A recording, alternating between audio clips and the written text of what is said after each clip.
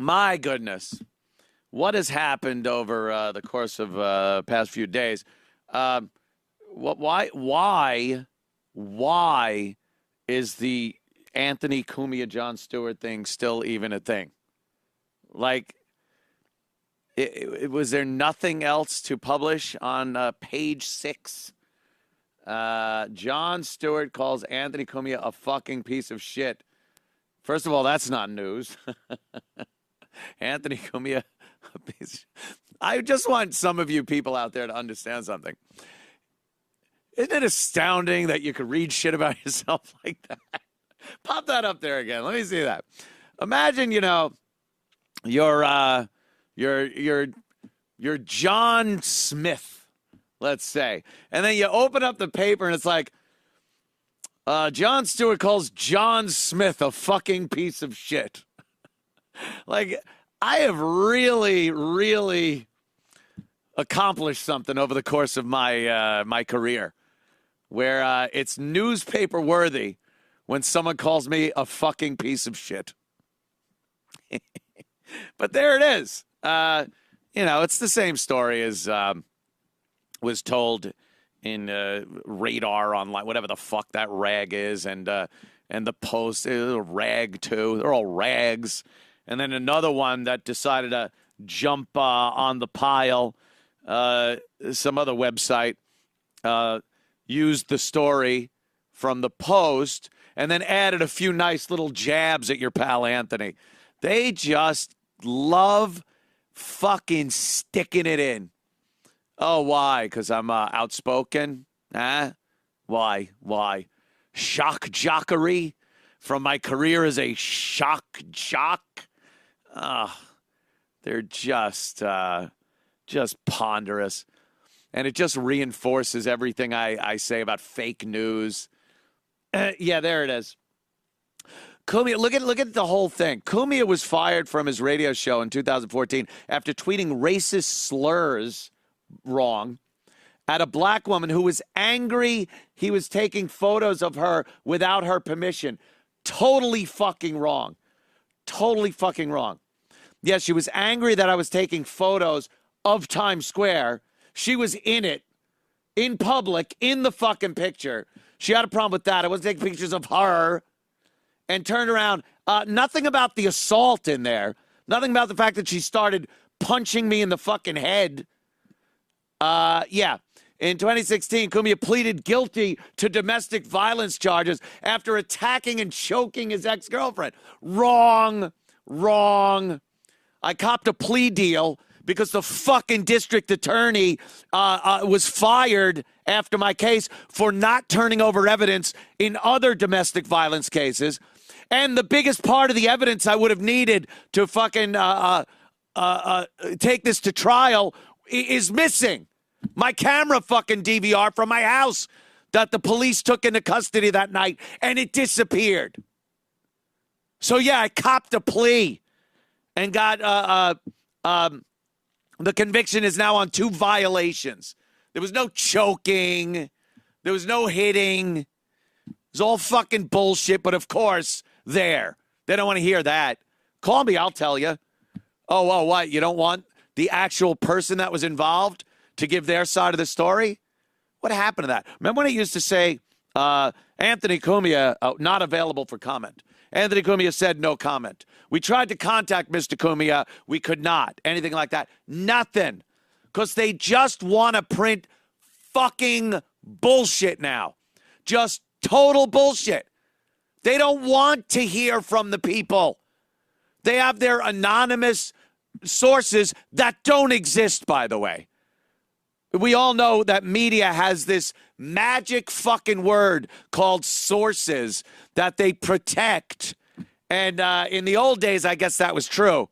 Because the only thing that could verify that they have sources and use them was their own journalistic integrity. Journalistic integrity. That word should be put with Brontosaurus and Velociraptor and other things that are completely fucking gone now. Gone. journalistic integrity. You know where to find me? I'm easily found. And if you asked me questions about things, so Anthony, what about this choking girlfriend thing? Oh, well, here's my side of the story. I don't know how much credence you want to put in it. It could be checked. You could go to the courthouse and get record. No, we'd rather just spin our fuck shit lying agenda and throw it out there for everybody to fucking feed off of and use on social media and click on our website and everything else. So go fuck your mother's rancid asshole. How about that? How about that? You like that? Print that. That's a quote. There's a real quote. There, you got it from me. They just are lying sacks of shit, the media, in so many respects. Television, websites, fucking just horse shit. And, that's what they want to do. Pop that up again because there was that other thing that, no, it was the print thing that you just showed before with the hunk of shit. Yeah. Yeah, that. And then sounds like being an alpha male is really working out well for him. That doesn't tell you right the fuck there the whole agenda of this. What is this, by the way? Go to the top of the page. This is from Death and Taxes, whatever shit fuck that is. Yeah, Death and Taxes. Jon Stewart calls Anthony piece of shit. Now scroll down because there's another thing in this article that says, first they had almost came to blows. Bullshit right there. I wouldn't shake a hand. As okay, keep going down. Let's find. Camilla told his own side of the story on his own podcast, if this is a podcast, whatever. And he doesn't come off well, even by his own account. Well, that's what you believe or how you see it. But the truth of the matter is, I wasn't looking to come off well or not to you or anyone else. I was just saying what happened because once again, from even that Radar Online bullshit, it was all fucking shit. So I was just telling what happened. I'm not looking to look better in your fuck shit eyes. Cumia, meanwhile, took offense at Stewart, who was happy to shake. He was happy to shake hands with. There are plenty of pictures of him shaking hands with alleged pedo Anthony Weiner. He continued, ignoring the fact that Stewart and Weiner go back a long way and were even roommates years ago. What the fuck does that matter at all? If anything, it shows that fucking Jon Stewart's choice of friends is pretty horrific. His judgment of character of even close friends. Not someone like me that he doesn't know from a hole in the wall. He's shacked up with a fucking pervert. So how is that like, it makes Jon Stewart look worse that he was his roommate and knew him well. Cumia said that the altercation became even more heated before the Comedy Cellar owner came to defuse the situation. Cumia claims Stewart finally reluctantly shook his hand and added, I'm like, whatever, good night, that's it. And I go back to the bar, and he goes to his table with his posse, Aziz Ansari, and the little collection of beta males who are going to discuss how they can help feminists. That makes me look bad? That makes me look bad? That's exactly how I saw it.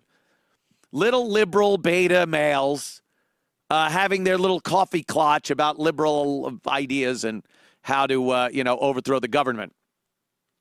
And then, of course, they had to put that on the end of it, If anybody believes any fucking thing they see in mainstream media these days, you're out of your fucking mind. You're stupid. You're ignorant. You're a sheep.